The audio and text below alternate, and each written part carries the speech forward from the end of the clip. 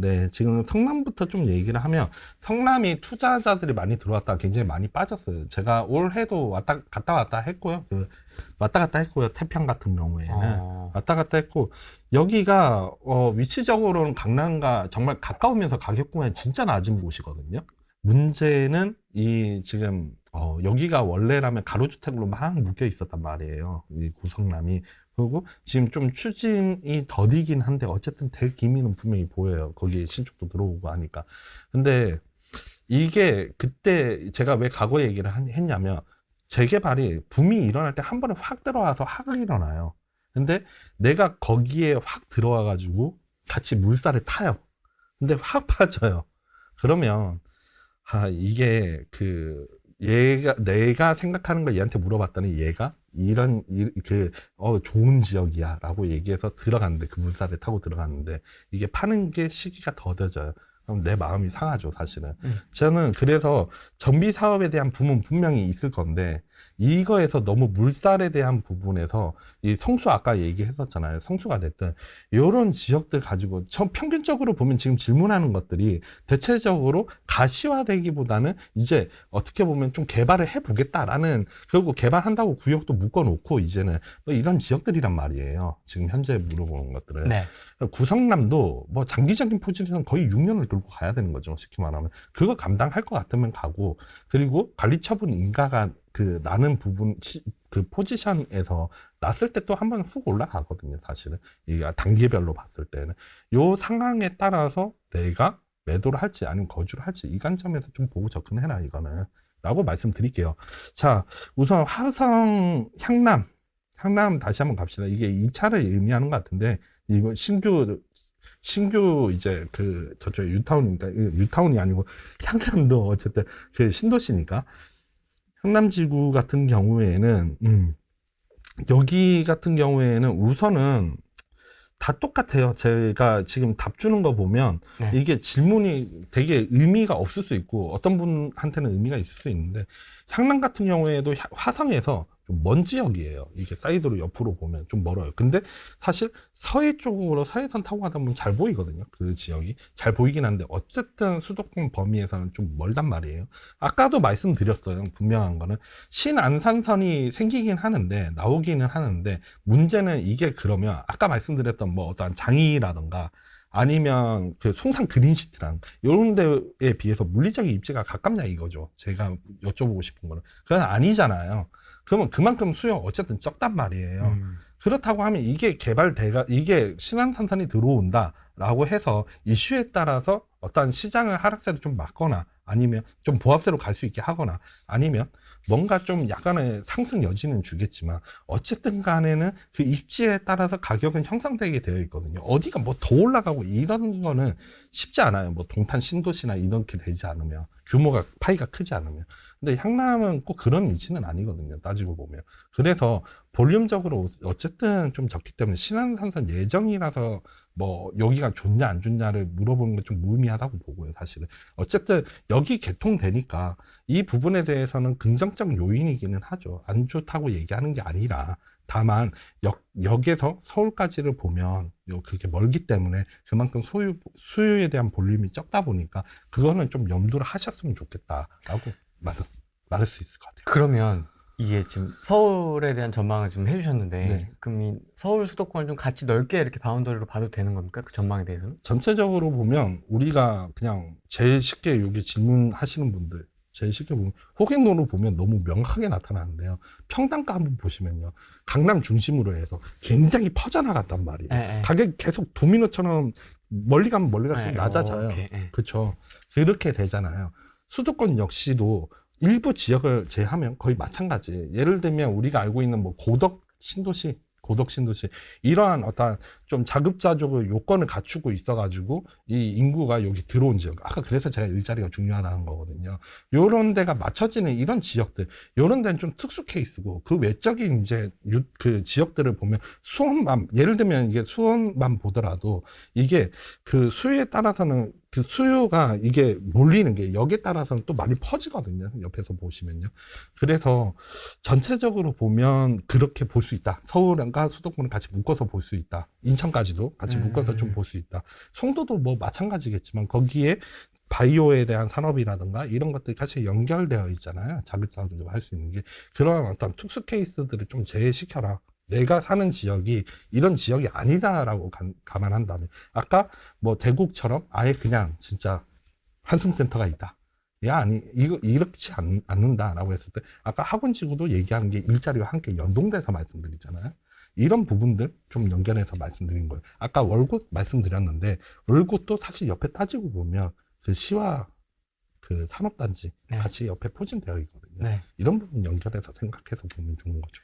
이게 또 이런 생각도 하실 수 있을 것 같은데 학원도 좋고 월급도 좋고 오케이 다 좋은데 우리가 이게 어떻게든 길을 쓰고 서울로 들어가려는 경향들이 많이 있으신데 네, 이게 자칫 경기도에 투자를 했다가 이게 다시 서울로 못 들어가는 일이 생기지는 않을까. 제가 말씀드리는 거는 이제 수요가 어느 정도 붙는 단지들을 기준으로 해서 말씀드렸는데, 네. 그 중에서도 경기도하고 서울하고 키가 맞춰지는 아까 과거 사례를 좀 보여드렸잖아요. 이런 위치의 지역들을 선점을 해라는 거예요. 제 입장에서는.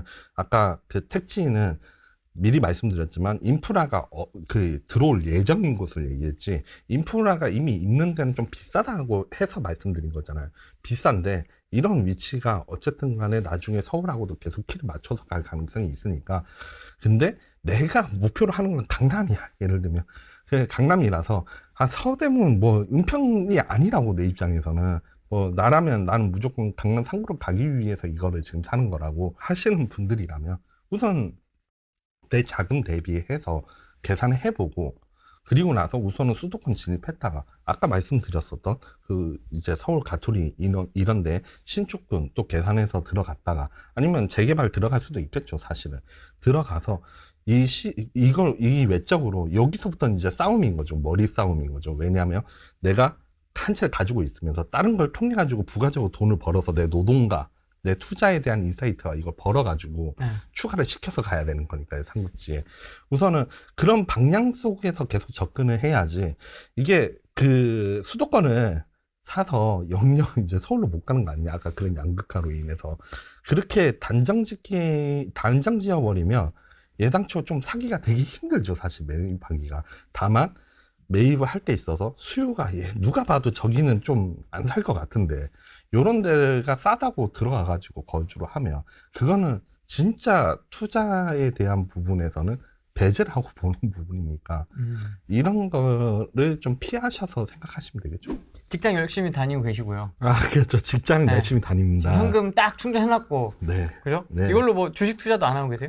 지금 주식 같은 경우에는 우선은 제 주변 분들 먼저 좀 말씀드리면, 네. 제 주변 분들은 코스피와 연동되는 주식 투자를 해요. 특히 이걸 간략히 말하면 우량주이죠. 그 삼땡 이런 네. 거. 네. 이제 그런데 지금 좀 투자를 하고 계시고요. 요즘에 이제 코스피가 2,400 무너졌어요, 사실은. 네. 그래서 2,350 밑으로는 안 간다, 뭐 2,200까지도 간다, 이런 의견이 팽팽히 갈리고 있는데, 이런 주식시장도 지금 보면 굉장히 불안정한 혼조세란 말이에요. 이런 상황 속에서 제가 현금으로 주식을 투자한다? 아니요. 그냥 제 월급에서 예를 들면 남아야 돈이, 생활비가, 그러면 그냥 할 수는 있어요. 삼성 가든 이제 그럴 때. 근데 그게 아닌 이상에는 크게 바라보지는 않고요. 다만 그래도 여러분들한테 제가 이렇게 말하면 별로 시덥지 않잖아요. 그쵸? 제가 말씀드린 거는, 저는 연금 투자하고 있어요. 네. 연금 장기적으로 보고요. ETF 보고 있는데, 제가 연금을 잘하는 건 아니거든요. 우리 연금술사 김성일 이사님 있으신데, 이분하고 대화하면서 어느 정도 좀 리밸런싱 하는 부분을 계속 알아가고 있는 거고요. 네. 그리고 여러분들께는 그런, 연금 뭐야, 이렇게 얘기할 수 있기 때문에 말씀드린다면, 저는 엔화 투자에 대해서 관심이 지금 좀 많습니다. 엔화. 네. 환율은 이렇습니다. 네. 지금 뭐 단순해요. 제 의견은.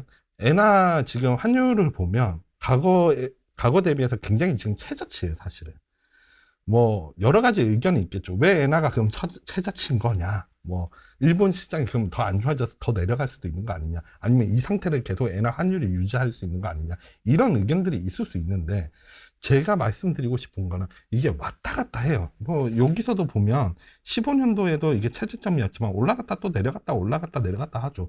근데 지금 어쨌든 과거 최저점과 비슷하기 때문에, 그래서 요런 데는 어쨌든 간 내년이 됐든 뭐 내후년이 됐든 여기는 좀 투자, 어차피 내 현금에 대해서 투자를 해놓으면 여기는 잃지는 않겠지, 이런 관점에서 지금 이거를 관심 가지고 보고 있는 거예요. 얘나는 쉽게 말하면 지금 저희 포지션은 내 돈을 잃지 않는 거. MMF도 알고 있어요. MMF도 알고 있고, 주식도 알고 있고, 다 알고 있긴 한데, 뭐하러 가장 그 은행 돈 배에 불리는 그런 예금을 투자하고 있냐, 이렇게 얘기할 수 있는데. 내가 잘하는 거 부동산 이제 좀 있으면 할 수 있는데, 굳이 뭐, 네. 어렵게. 네.